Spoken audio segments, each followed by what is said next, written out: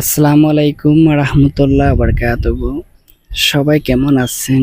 ভালো আছেন? আমি আপনার আপনারা দোয়ায় আল্লাহর শেষ মানিতে আমি ভালো আছি।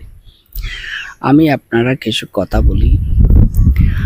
আপনারা যদি ফেসবুক পেজে যারা কাজ করতেছে তারার বিষয় নিয়ে কিছু কথা বলি।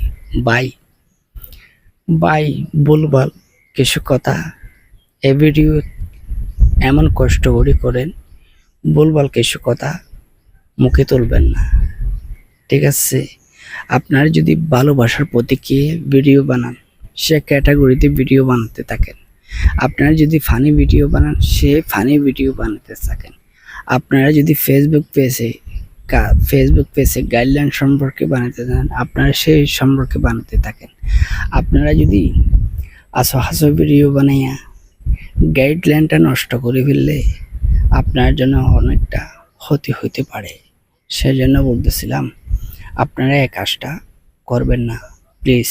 এই কাজটুকু করলে আপনাদের জন্য অনেকটা একটু হতে পারে, সমস্যাগুলো হতে পারে। আশা করি বিষয়টাকে বুঝতে পারছেন কি বুঝতে পারেন। এখন দোসরা হতে হচ্ছে ভাই বোন, আপনি যাকে সাপোর্ট করছেন এক সপ্তাহে যাকে সাপোর্ট করছে তাকে 300 ভিডিও দেখতেছেন, 400 ভিডিও দেখতেছেন, আপনাকে কমেন্টের উত্তরগুলো দিচ্ছে না, সেটা নিয়ে আপনি অনেক চিন্তাতে আছেন, তাই না? আপনি তো চিন্তা করতে হবে না, কেন জানেন? আপনি যদি কমেন্টের উত্তর পান নাই, কমেন্টের উত্তর দিবার জন্য কে আছে?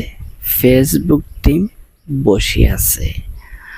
আপনি যদি স্টার সেন্টার ভালোবাসা দেন, তারপর নতুন অ্যাক্টিভ বন্ধুরাকে ভালোবাসা দেন, পুরান কন্টেন্ট ক্রিয়েটরকে ভালোবাসা দেন, ঠিক আছে?